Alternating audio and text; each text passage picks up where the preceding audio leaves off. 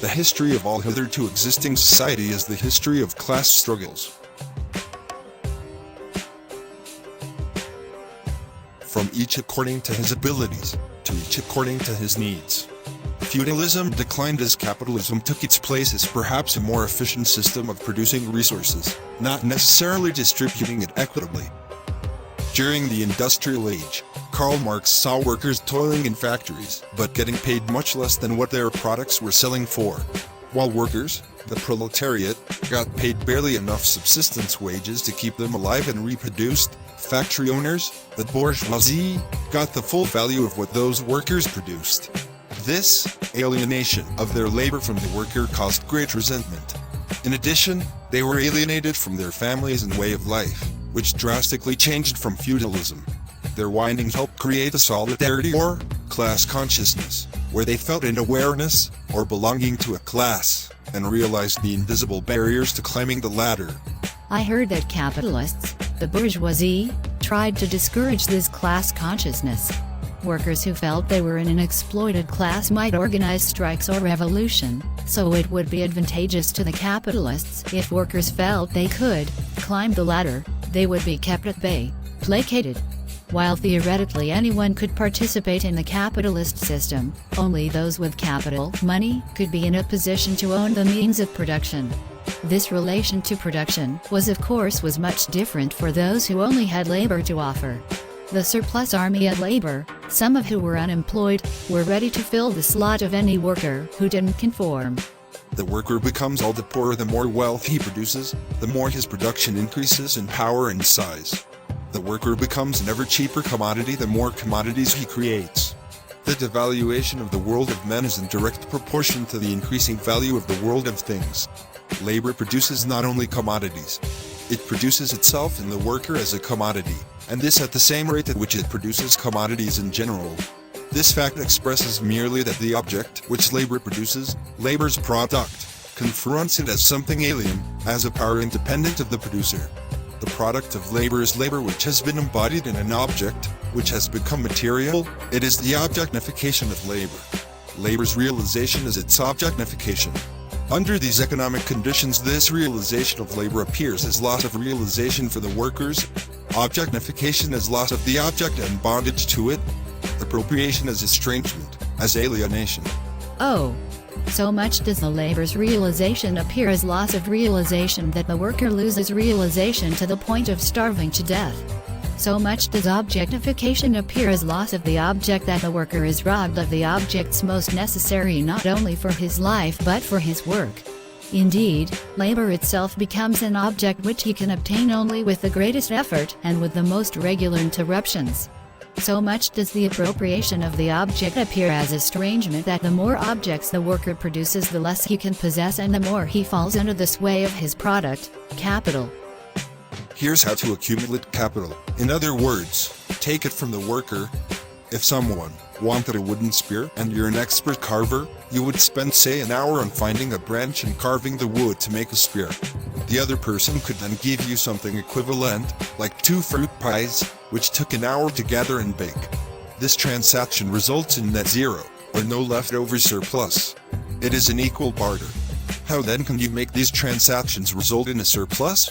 Accumulating surplus capital, for example in a resource, results in more power, opportunities, and life chances, given that the society is structured to allow this. So, one way to accumulate a surplus, end up with more than you started with, is to charge more. However, it's unlikely that the buyer will agree. The average labor that is embedded in a spear is 2 pies. The only other way to accumulate a surplus, to end up more than you started with, is to have another worker carve the spear and then pay her with 1 pie you have in your freezer. Then you can trade the spear, which cost you 1 pie, for 2 pies. Now you end up with 2 pies, one to replace the frozen pie and one to eat. Why would a worker make a spear for only 1 pie?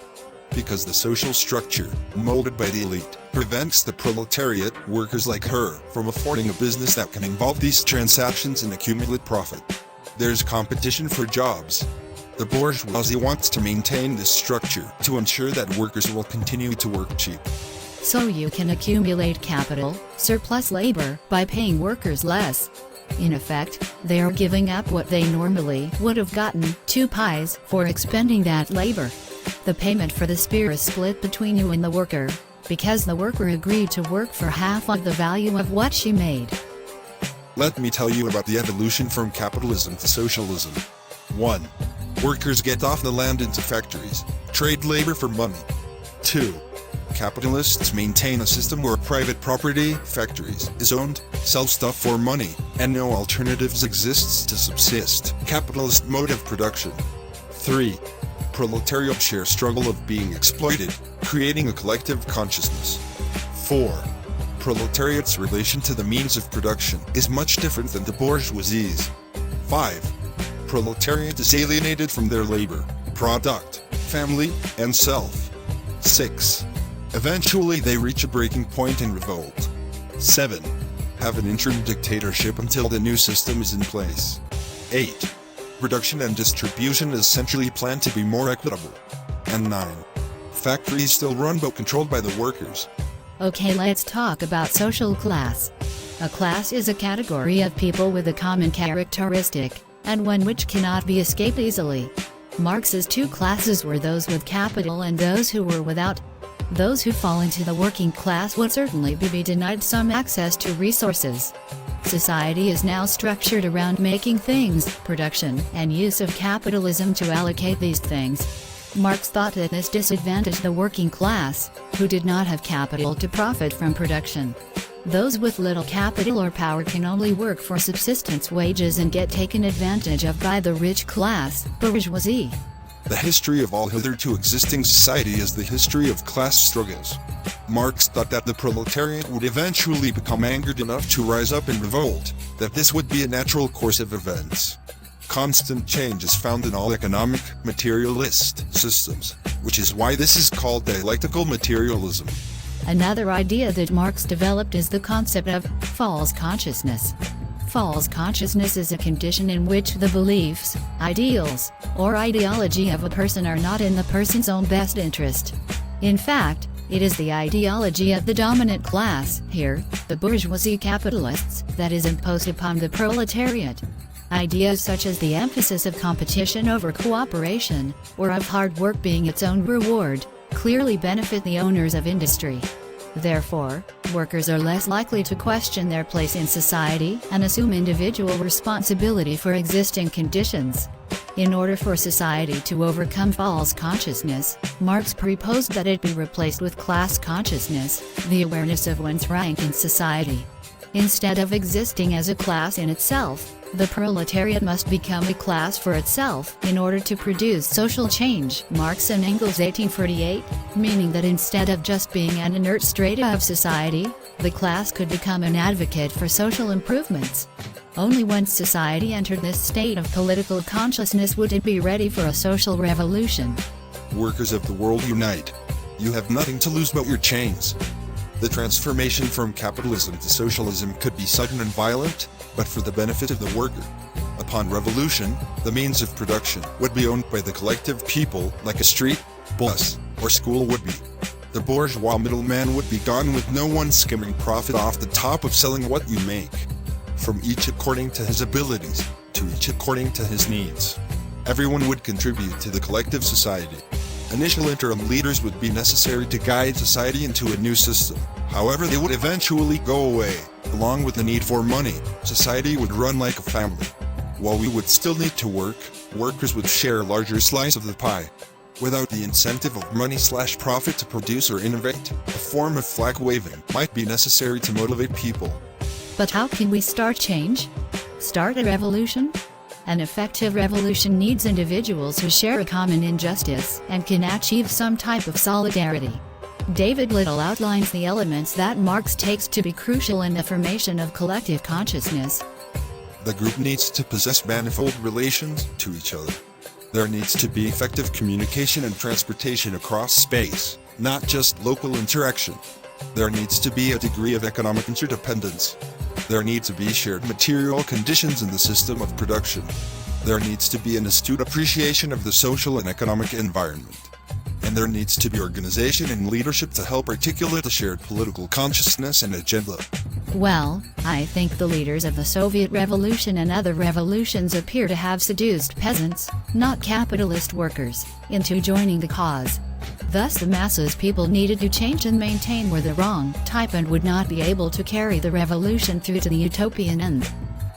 You know, the capitalist built factories and infrastructure are now needed for the less efficient socialist system.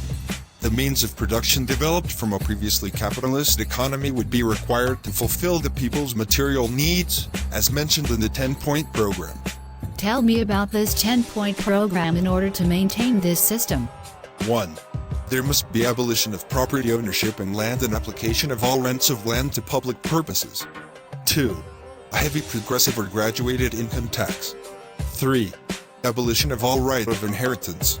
4. Confiscation of the property of all emigrants and rebels. 5. Centralization of credit in the hands of the state, by means of a national bank with state capital and an exclusive monopoly. 6. Centralization of the means of communication and transport in the hands of the state. 7. Extension of factories and instruments of production owned by the state. The bringing into cultivation of wastelands, and the improvement of the soil generally in accordance with a common plan. 8. Equal liability of all to labor. Establishment of industrial armies, especially for agriculture. 9. Combination of agriculture with manufacturing industries. Gradual abolition of the distinction between town and country, by a more equitable distribution of the population over the country. And 10. Free education for all children, in public schools. Abolition of children's factory labor in its present form. Combination of education with industrial production. There need to be teamwork. Sanctions would be needed to maintain conformity to the new norm of collective effort. Posters, songs, doctrine, laws, and systems would be needed to keep everyone working hard, doing what they were supposed to do, as there would not be the profit motive. Needs of the people would be centrally planned and supplied, such as free school, health care, food, clothes, etc. No more would those with more capital take advantage of others. Policies to discourage capital accumulation and starting a capitalist system all over again would be needed. There should not be classes anymore, since we are all equal, in which the bourgeoisie tried to convince us before. Ultimately, a communist utopia would allow people to live a more complete and equitable life. Before making any quick judgments, see if these would make sense in maintaining motivational spirit and prevent individuals from gaining capital and power, and becoming an oppressive system. From each according to his abilities, to each according to his needs. For as soon as the distribution of labor comes into being, each man has a particular, exclusive sphere of activity, which is forced upon him and from which he cannot escape. He is a hunter, a fisherman, a herdsman, or a critical critic, and must remain so if he does not want to lose his means of livelihood.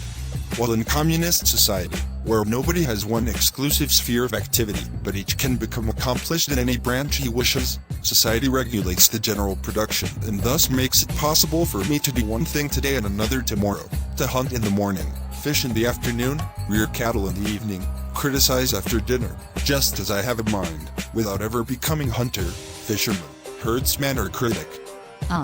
Many Marxists say that modern communism is not communism at all. That nations such as USSR, China, Venezuela, Cuba, and Vietnam are really different forms of capitalism, often with heavily nationalized industries. One of the biggest proponents of these ideas in Marxist thought was Tony Cliff, who wrote that states like the U.S. are in communist China before 1980 were state capitalist. Not all communists, socialists or Marxists agree on this question, but many hardened Marxists generally agree that socialism is workers' democratic control over economic decisions and social justice, while production is based on what people need, and that socialism will wither away into communism when capitalism is defeated. With that idea in mind, Marxists have a tendency to discredit most of the listed regimes. Modern communism claims to be based on Marxist ideas, but many Marxists disagree about whether communist countries have understood Marxism correctly. Many nations attempting communism have turned into a totalitarianism, extreme control over all aspects of life and the individual, like Orwell's 1984. Totalitarianism perhaps is the real characteristic which the US does not like with communist nations. We should question whether the nature of economic allocation or totalitarianism is the real culprit. There exist some communities which use socialist allocation of resources, for example intentional communities in Virginia, kibbutzes, and even families. The US has many socialist means of distribution, for example Social Security, Medicaid, bailouts, various insurances, indigent hospitals, safety/environmental regulation, and city services. This video was written by Dr. Mike Itashiki in 2022.